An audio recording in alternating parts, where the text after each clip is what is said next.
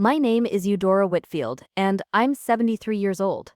I never thought I'd be sitting here telling this story to strangers. But maybe someone out there needs to hear it. Maybe someone else has a daughter-in-law who makes them feel invisible in their own family.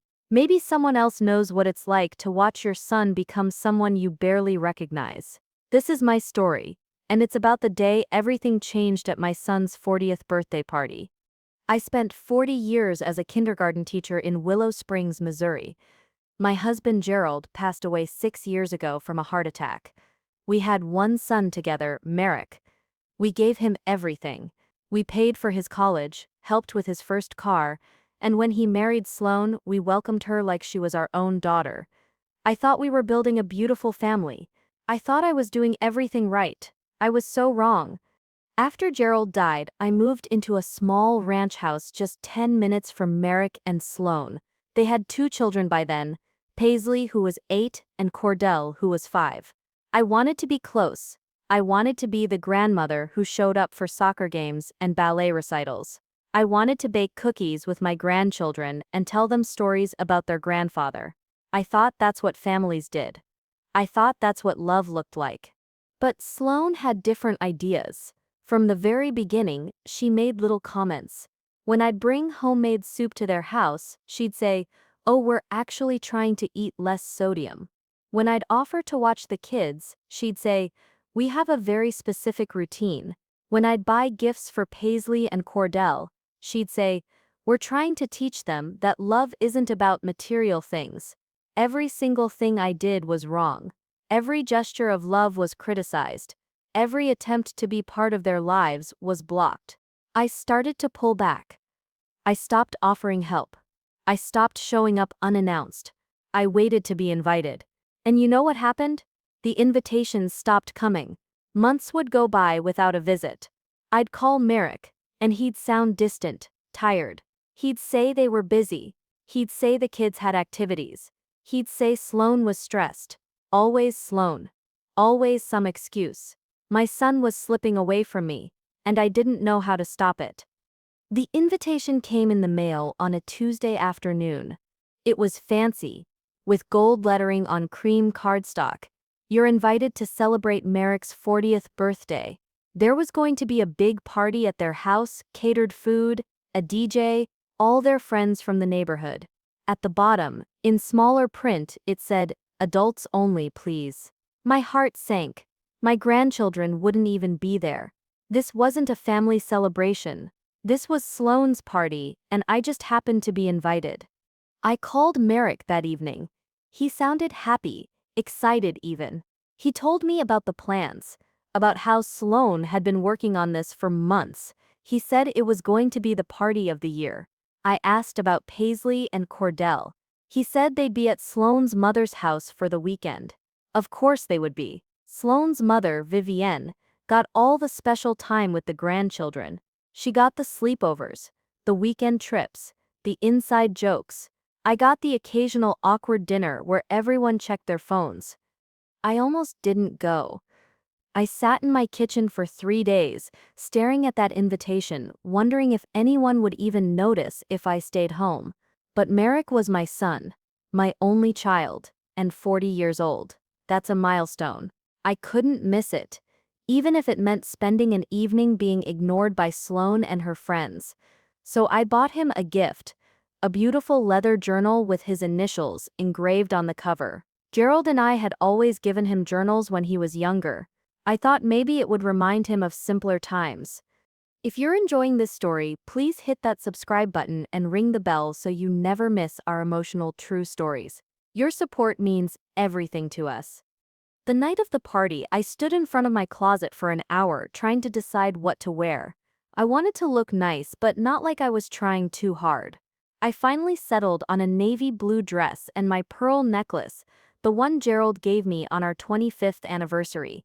I looked at myself in the mirror and practiced smiling. I told myself it would be fine. I told myself Merrick would be happy to see me. I told myself I was being silly for feeling so nervous about my own son's birthday party. I arrived at 7 o'clock, exactly on time. The driveway was already full of cars, so I parked on the street. I could hear music and laughter coming from the backyard. I took a deep breath, grabbed Merrick's gift from the passenger seat, and walked up to the front door. My hands were shaking. I rang the doorbell and waited. Through the frosted glass, I could see shapes moving, people laughing, glasses clinking. This was supposed to be a celebration. This was supposed to be family. Sloane answered the door. She was wearing a tight red dress and holding a glass of wine. Her smile didn't reach her eyes. "Eudora," she said. Not Mom or even Mrs. Whitfield. Just my first name, flat and emotionless. "You made it." She stepped aside to let me in, but didn't offer to take my coat or the gift. She just gestured vaguely toward the backyard and said, "Everyone's out there," before turning and walking away. I stood in the foyer alone, holding my purse and the wrapped journal, feeling like an uninvited guest.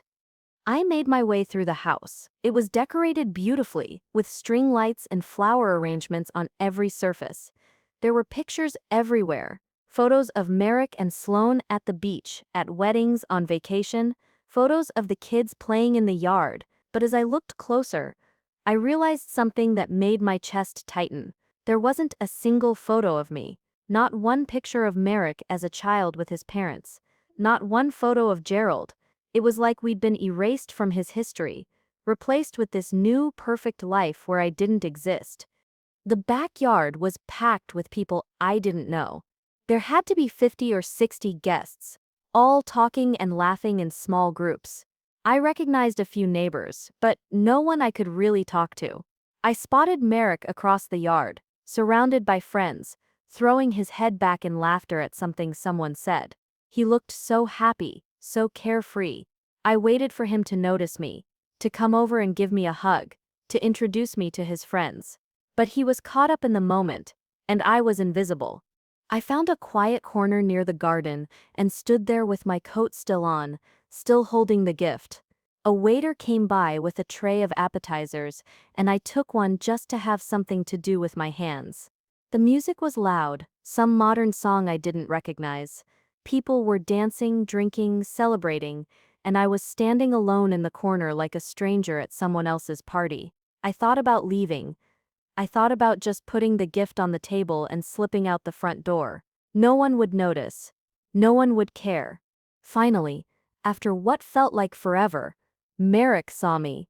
His face lit up, and he waved, making his way through the crowd. "Mom," he said, giving me a quick hug. "I'm so glad you came." But before I could even respond, Sloane appeared at his elbow, pulling him toward another group of people. "Merrick, honey, the Hendersons just got here. We need to say hello."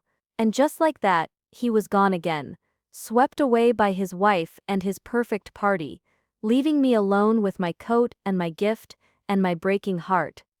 An hour passed. I tried to make conversation with a few people, but every attempt fell flat. I'd introduce myself as Merrick's mother, and people would nod politely before excusing themselves. I felt like a ghost drifting through the party, but not really part of it. I finally took off my coat and set it on a chair inside, along with the gift. I got myself a glass of water and tried to blend in, to look like I belonged. But I didn't belong. That much was clear. Sloane was everywhere, playing the perfect hostess. She'd throw her head back and laugh at someone's joke, touch people's arms when she talked to them, make everyone feel special and important. Everyone except me. When she'd pass by me, she wouldn't even make eye contact. She'd just sweep past like I was part of the furniture. I watched my son watch her, his eyes full of adoration. He used to look at me that way once, when he was little and I was his whole world. Now I was nothing. At 8:30, Sloane clinked her glass to get everyone's attention.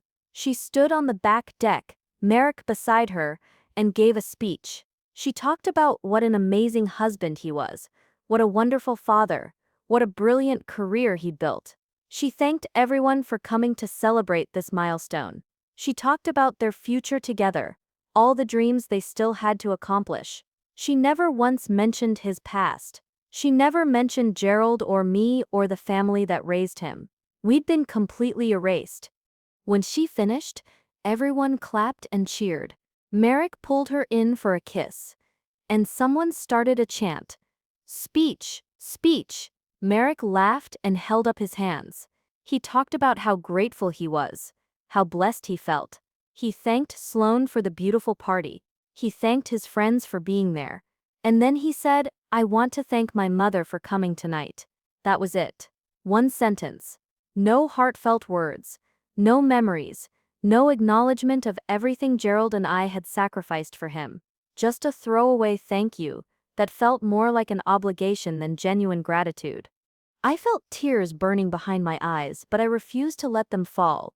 I smiled and nodded when people glanced my way. I took another sip of water. I told myself I could make it through this night with my dignity intact. I told myself I could cry later, alone in my car where no one would see. I just had to hold on a little longer. I just had to make it through this terrible, awful party.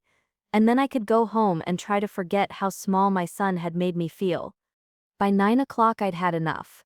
I decided to find Merrick, say goodbye, and leave. I'd give him his gift, tell him I loved him, and slip out quietly. I went inside to get the journal from where I'd left it in the living room.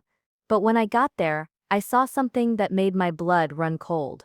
The gift table was piled high with expensive presents, wine sets, golf clubs, designer accessories, and sitting on top of the pile, crushed and bent, was my carefully wrapped journal. Someone had thrown other gifts on top of it, and the paper was torn, the bow smashed flat.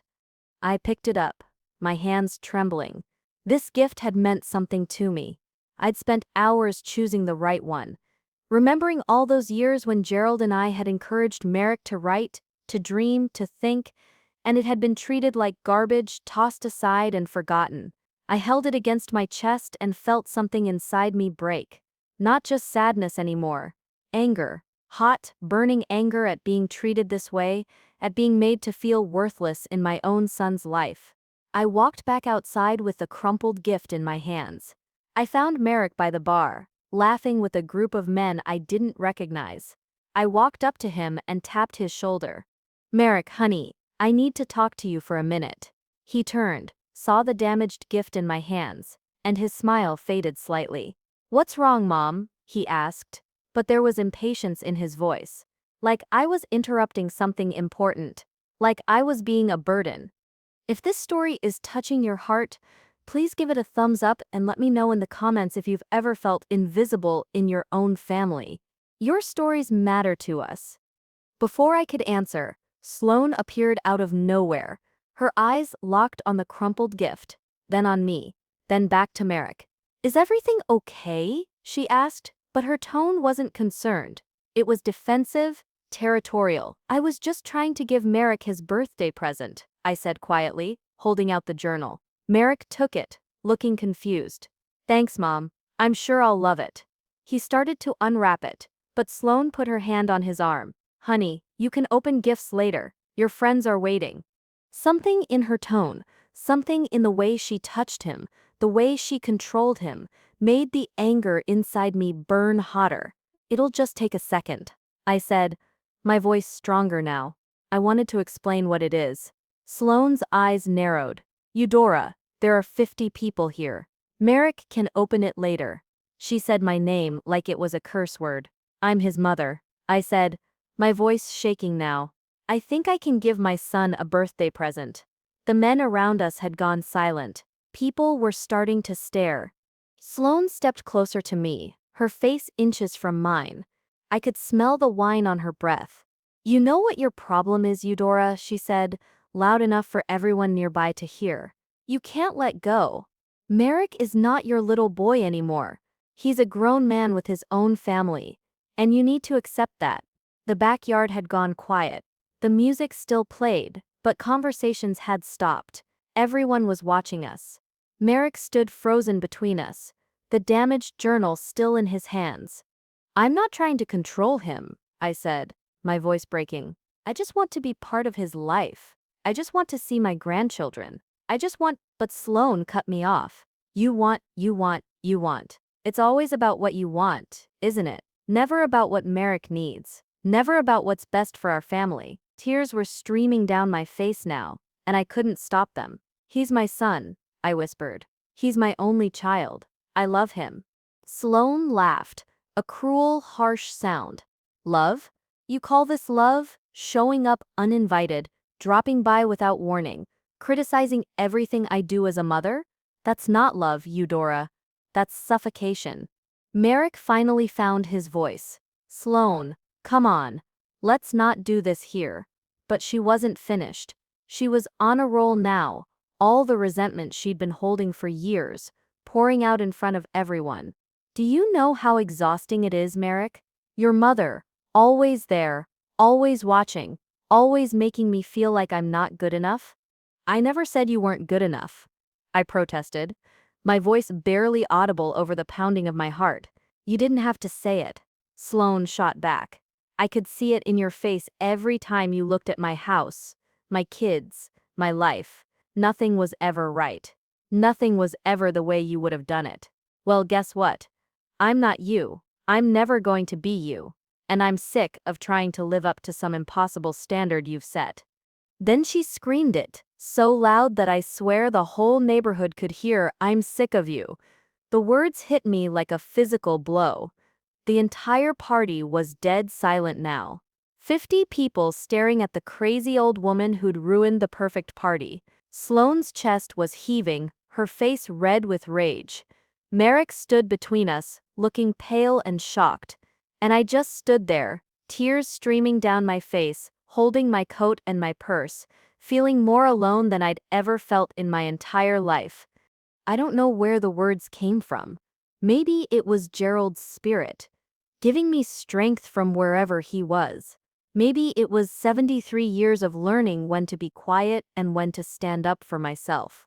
Maybe it was just the simple fact that I had nothing left to lose. But when I opened my mouth, the voice that came out wasn't weak or apologetic. It was strong. It was clear. And it was done with being treated this way. You're sick of me? I said, my voice steady now, despite the tears. That's interesting, Sloane, because I've been sick for a long time too. I'm sick of walking on eggshells around you. I'm sick of having to make an appointment to see my own grandchildren. I'm sick of every act of kindness being twisted into something controlling or manipulative. I'm sick of watching my son disappear into a marriage where his own mother isn't welcome. The crowd murmured. People were actually listening now. I never asked to run your life, I continued, my voice getting stronger with every word.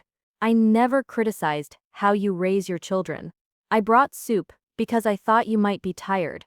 I offered to babysit because I love Paisley and Cordell, and I want to be part of their lives. I bought gifts because that's what grandmothers do. But you've turned every single gesture into an attack. You've poisoned my relationship with my son because you're so insecure that you can't handle the fact that he had a life before you. Sloane's face had gone from red to white. How dare you, she started. But I held up my hand. No, I said firmly. You've had your turn. Now it's mine. For 6 years I've watched you systematically cut me out of this family. I've watched you schedule every holiday at your mother's house. I've watched you make excuses for why I can't attend school plays or birthday parties. I've watched you roll your eyes every time I enter a room, and I've stayed quiet because I didn't want to cause problems, because I thought eventually you'd see that I'm not your enemy. But I'm done now, I said, looking straight into her eyes. I'm done apologizing for loving my son. I'm done begging for scraps of time with my grandchildren. I'm done pretending that this is normal or acceptable. You want me out of your life? Fine. You've got it. But don't you dare stand there and pretend that I'm the villain in this story. Don't you dare rewrite history to make yourself look like the victim when all I've ever tried to do is be a grandmother. My voice broke on the last word, but I kept going. Merrick finally spoke, his voice shaking. Mom, I think you should go. Those words hit me harder than anything Sloane had said. My own son was choosing her over me. He was sending me away from his birthday party like I was some kind of troublemaker.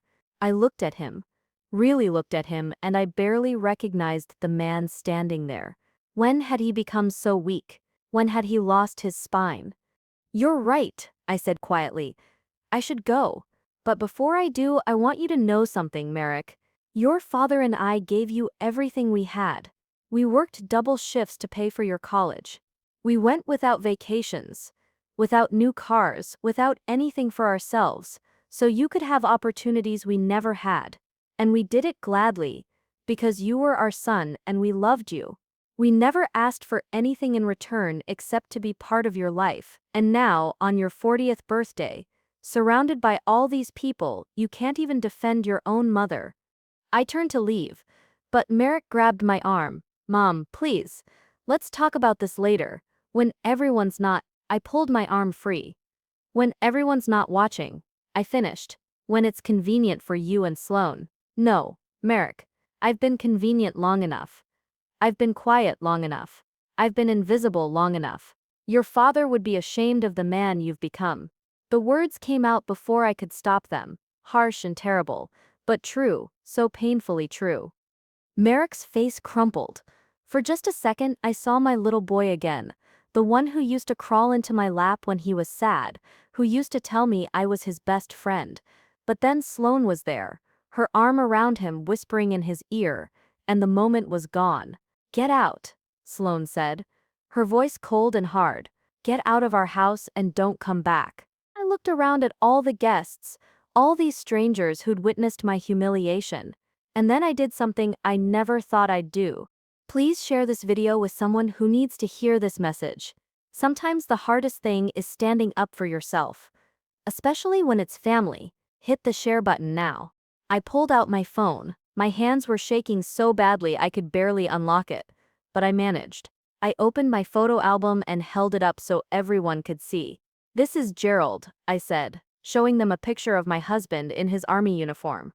He died 6 years ago. He served in Vietnam. He was a mechanic, a father, and the best man I ever knew. And this, I swiped to the next photo, is Merrick when he was 5 years old. That's me teaching him to ride a bike. And this is Merrick's graduation. That's us, so proud we could barely breathe. This is the family that Sloan has erased from this house.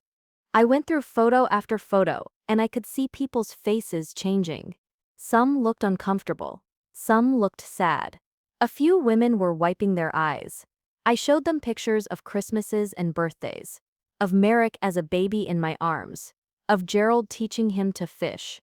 I showed them a life, a history, a love that had been completely erased from this house. And then I showed them the last photo, the one that broke me. It was taken 3 weeks before Gerald died. We were all together. Me, Gerald, Merrick, Sloan, and the babies. We were happy. We were a family. That was the last time we were all together, I said, my voice barely above a whisper. 3 weeks later, Gerald had his heart attack. He died in the ambulance on the way to the hospital. I couldn't even say goodbye. I looked at Merrick, tears streaming down my face. Your father's last words were about you. He said, "Tell Merrick I'm proud of him." And I did. I called you from the hospital, sobbing, and I told you what he said. Do you remember what you said back to me?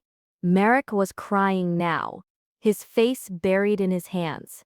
You said, "I love you too, Dad," I continued. Even though he couldn't hear you, even though he was already gone, you said it anyway because that's the kind of son you used to be. The kind of son who loved his parents and wasn't ashamed to show it. I put my phone away, my hands still shaking. I don't know when that changed. I don't know when I became someone you were embarrassed of. But I'm telling you right now, in front of all these people, that you're making a mistake. Your wife is not your enemy, I said, looking at Sloan, who was standing rigid and pale beside Merrick. But neither am I. And if you can't figure out how to love both of us, if you can't figure out how to include your mother in your life without it being a competition, then you're going to wake up one day and realize that you've lost something precious. Because I won't be around forever. I'm 73 years old. I could have 5 years left, or I could have 20. But however much time I have, I refuse to spend it begging for scraps of love from my own child. I picked up my coat and my purse. I left the damaged journal on the table. Happy birthday, Merrick, I said softly, and then I walked through that silent crowd, through the house where I'd been erased, and out the front door into the night. I got into my car, drove exactly 1 block, pulled over, and sobbed so hard I thought my heart would stop. I sobbed for Gerald, for the family we'd built, for the son I was losing, for the grandchildren who barely knew me. I sobbed until I had nothing left. They say time heals all wounds, but that's not exactly true. Time doesn't heal wounds, it just teaches you how to live with the scars. It's been 6 months since that terrible night, and my life looks completely different now. After I got home from the party, I did something I should have done years ago. I called a therapist. Her name is Dr. Yolanda Chen, and she's helped me understand something crucial. I cannot control how other people treat me, but I can control how I respond. Merrick called me the next day, his voice shaking. He said he was sorry. He said things got out of hand. He said Sloane was stressed and didn't mean what she said. All the usual excuses. But I was done with excuses. I told him I loved him, but I needed space. I needed time to figure out who I was outside of being his mother, outside of begging for his attention. He cried. I cried too, but I held firm. I told him when he was ready to have a real conversation, when he was ready to set boundaries with Sloane and make room for me in his life, I'd be here, but I wouldn't accept crumbs anymore. For weeks, I heard nothing. The silence was deafening. But then, slowly, things started to change. Merrick started texting me. Not long messages, just simple things. Thinking of you. Hope you're well. Paisley asked about you today. I responded, but I didn't push. I didn't beg. I just answered honestly and left the ball in his court. And then, about 3 months after the party, he asked if he could come over. Alone. Without Sloane. Just him and me. He showed up on a Saturday morning with coffee and tears in his eyes. We sat at my kitchen table, and he told me everything. How Sloane's mother had been very controlling when she was growing up, and Sloane was terrified of becoming like her. How she saw me as a threat, another controlling mother figure who would judge her parenting. How she'd been in therapy too, working through her own issues. He told me he'd been a coward, that he'd chosen the easy path of just avoiding conflict instead of standing up for what was right. He told me he was ashamed. I didn't let him off the hook easily. We talked for hours, and some of it was painful. I told him how much he'd hurt me. I told him about all the nights I'd cried myself to sleep, feeling worthless and invisible. I told him that I couldn't just forget what happened, that trust had to be rebuilt, brick by brick. But I also told him I loved him, that I'd never stop loving him, that he was my son, and nothing would ever change that. We both cried. We both apologized, and we both agreed to try again. Things are different now.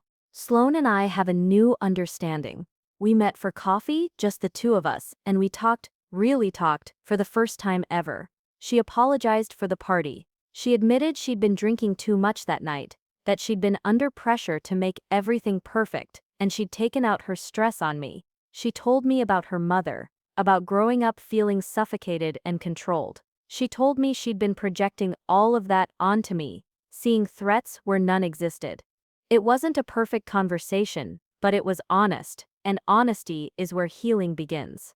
I see Paisley and Cordell now, not as often as Sloane's mother, that's something I've had to accept, but regularly.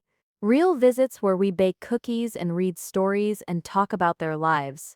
Paisley told me last week that she loves me, and I cried right there in the kitchen. Those 3 words meant more to me than anything. Merrick comes by every other week, sometimes with the family, sometimes alone. We're rebuilding our relationship slowly, carefully, with boundaries and respect on both sides. I've also discovered something surprising. I have a life outside of being a grandmother. I joined a book club at the library. I started volunteering at the elementary school where I used to teach. I reconnected with old friends I'd neglected. I took a watercolor painting class and discovered I'm actually pretty good at it. I'm not just Merrick's mother or Paisley and Cordell's grandmother anymore. I'm Eudora. I'm a whole person with interests and friendships and value that exists independent of anyone else. The journal I gave Merrick sits on his desk now. He told me he's been writing in it, working through his feelings about his father, about me, about the kind of man he wants to be. He showed me one entry where he wrote about a memory of Gerald teaching him to change a tire. I'd forgotten this. He told me, tears in his eyes. I'd forgotten so many things. That's what happens when you erase the past. You lose the good along with the bad. You lose the foundation that made you who you are. Sloane is trying. That's all I can ask for. She's not warm and fuzzy with me, she probably never will be, but she's respectful. She includes me in the important events. She sends me pictures of the kids. She doesn't roll her eyes when I suggest things anymore. We're not best friends, and we probably never will be, but we're not enemies either. We're two women who love the same man in different ways, trying to figure out how to coexist peacefully, and that's enough. I think about that night at the party often. It was the worst night of my life in many ways, but it was also the night I found my voice. It was the night I stopped apologizing for existing, for loving my family, for wanting to be part of their lives. It was the night I realized that respect has to be earned on both sides, that you can't have a relationship where one person does all the giving and the other does all the taking. It was painful, humiliating, and heartbreaking, but it was also necessary. If you're reading this or listening to this story, and you see yourself in any part of it, if you're the mother who's been pushed aside, or the daughter-in-law who feels threatened, or the son caught in the middle, I want you to know something. Family is complicated. Love is messy, and sometimes the kindest thing you can do is tell the truth, even when it's hard, even when it hurts, even when it means standing alone at a party full of strangers and saying, "I deserve better than this." I'm 73 years old, and I'm still learning. I'm learning that setting boundaries doesn't make you selfish. I'm learning that you can love someone and still be angry with them. I'm learning that forgiveness doesn't mean forgetting. It means choosing to move forward without carrying the weight of resentment on your shoulders. I'm learning that family isn't just about blood or obligation. It's about respect, communication, and the willingness to do the hard work of understanding each other. Gerald once told me that the measure of a person isn't how they act when things are easy, but how they respond when life gets hard. That night at the party, when Sloane screamed at me, when my son stood silent, when I felt smaller than I'd ever felt in my life, I could have just left quietly. I could have swallowed my pain and kept pretending everything was fine, but I didn't. I stood up for myself. I spoke my truth. And even though it hurt, even though it led to months of painful silence and difficult conversations, it was the right thing to do. Today I'm sitting in my kitchen drinking tea and looking at a painting Paisley made for me at school. It's a picture of our family, all of us, including Gerald as an angel in the sky. She told me, "Grandma, you're right here in the middle because you're important." That's all I ever wanted. Not to be the center of attention, not to control anyone's life, just to be included, just to be seen, just to matter. So if my story resonates with you, if you've been made to feel invisible in your own family, I want you to know you matter. Your feelings are valid. Your desire to be part of your children's and grandchildren's lives is natural and beautiful. But you also have to remember that everyone's feelings matter, including those who might see things differently than you do. The key is finding balance, setting boundaries, and having the courage to speak up when those boundaries are crossed. I don't know what the future holds. Maybe Sloane and I will grow closer over time, or maybe we'll always maintain a polite distance. Maybe Merrick will fully repair our relationship, or maybe there will always be cracks where the breaks used to be. But I do know this, I'm not invisible anymore. I'm not silent. I'm not small. I'm Eudora Whitfield. I'm 73 years old, and I've finally learned that the only person's approval I need is my own. That's the real happy ending. Not the perfect family reunion, not the tearful apologies, but the moment you realize you're enough, exactly as you are, with or without anyone else's validation. And if that's not worth celebrating, I don't know what is. Thank you for watching. If this story touched you, please like, subscribe, and share it with someone who needs to hear this message. Leave a comment below telling me about your own family story, the good, the bad, and the complicated. We're all in this together, learning how to love and be loved, one day at a time. In the meantime, on the final screen, I'm leaving you with two of the channel's most beloved stories. I'm sure they will surprise you. Thank you for staying with me until now.